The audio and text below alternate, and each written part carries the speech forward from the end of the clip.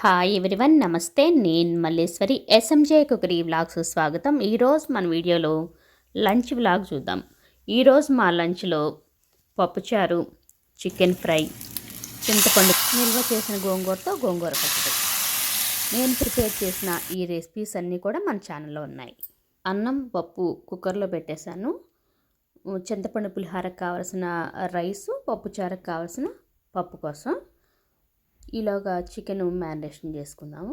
పులిహోరకు కావాల్సిన చింతపండు పేస్ట్ కూడా మనం ముందుగానే ప్రిపేర్ చేసి ఉంచుకుంటే పప్పుచారు, పులిహోర ఇవి ప్రిపేర్ చేసినప్పుడు టైం కూడా సేవ్ అవుతుంది. నా దగ్గర పేస్ట్ రెడీగానే ఉంది. శుభ్రం చేసిన చికెన్లో పసుపు, ఉప్పు, కారం, అల్లం వెల్లుల్లి, కొంచెం ఆయిల్, లెమన్ జ్యూసు, కరివేపాకు, కొత్తిమీర, ఉల్లిపాయలు, పచ్చిమిర్చి, టొమాటో వేసి బాగా మిక్స్ చేసుకుని మనం ఫైనల్గా అంటే ఒక 20 మినిట్స్లో అయితే ప్రిపేర్ అయిపోతుంది ఫ్రై. సో ఇవన్నీ కంప్లీట్ అయిన తర్వాత అప్పటి వరకు కూడా మ్యారినేషన్ చేద్దాం. ముక్కకి బాగా పడుతుంది ఇలా ప్రిపేర్ చేసుకోవడం వల్ల. ఫైనల్గా గరం మసాలా కూడా యాడ్ చేసి మిక్స్ చేసేద్దాం. ముందుగా కుక్కర్లో పప్పు, రైసు బాయిల్ చేసుకున్నాం కదా, పులిహోర ప్రిపేర్ చేసుకుందాము.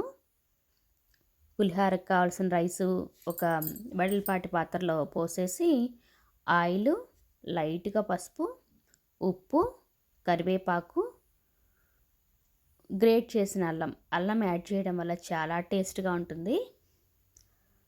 ఆవాలు, మెంతుల పొడి చిటికెడు, మనం తీసుకున్న క్వాంటిటీని బట్టి ఒక 1 స్పూను బెల్లం కూడా యాడ్ చేస్తే చాలా టేస్టీగా ఉంటుంది. ఈ పులుపుని బ్యాలెన్స్ చేస్తూ పేస్ట్ రెడీగా ఉంది కదా.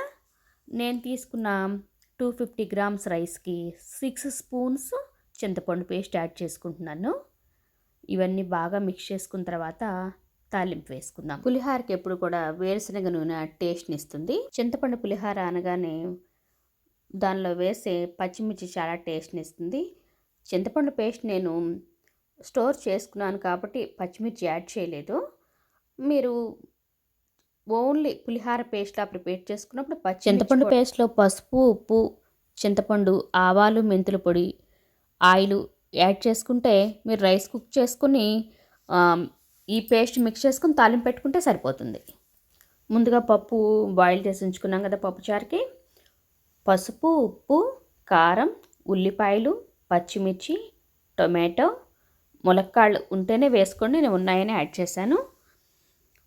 దగ్గర చింతపండు పేస్ట్ ఉంది కదా, ఒక 4 స్పూన్స్ అయితే యాడ్ చేసుకుని ఒక 250 ml వాటర్ యాడ్ చేసి బాగా మిక్స్ చేసుకుని ములక్కాడ కుక్ అయినంత వరకు చూసుకుని ఇంచుమించుగా 8 to 10 మినిట్స్ ఒకసారి సాల్ట్ చెక్ చేసుకొని తాలింపు వేసుకుందాము. తాలింపులో వెల్లుల్లి, ఇంగువ కూడా యాడ్ చేసుకోవచ్చు, లేదా ఏదైనా ఒకటే యాడ్ చేసుకోవచ్చు. నెయ్యి తాలింపు చాలా బాగుంటుంది పప్పుచారుకి. కరివేపాకు, కొత్తిమీర అనేది కామనే కదా.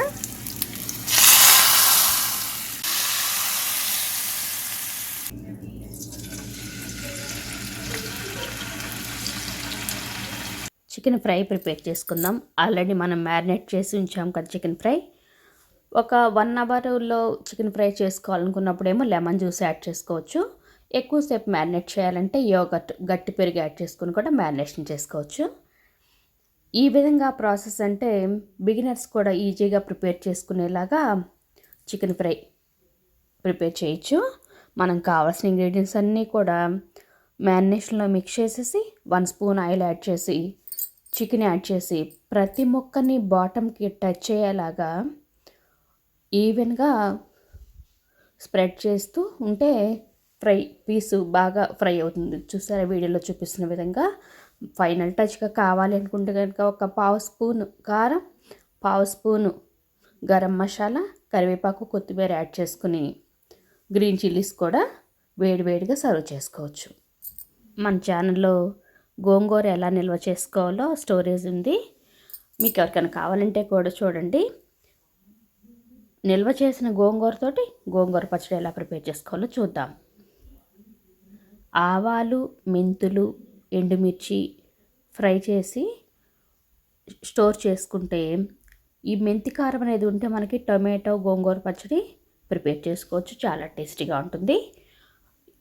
ఆవాలు, మెంతులు, ఎండుమిర్చి, వెల్లుల్లి గ్రైండ్ చేసుకున్న తర్వాత ఒక 4 స్పూన్స్ గోంగూర యాడ్ చేసుకుని గ్రైండ్ చేసుకుని తాలింపు పెట్టుకుంటే సరిపోతుంది. ఆవాలు, ఇంగువ పోపు యాడ్ చేసుకొని తాలింపు పెట్టుకుంటే చాలా టేస్టీగా ఉంటుంది.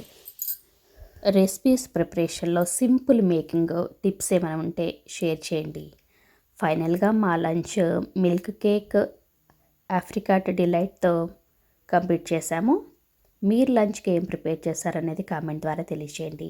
Thanks for watching the video. మరో మంచి వీడియోతో మళ్ళీ కలుద్దాం.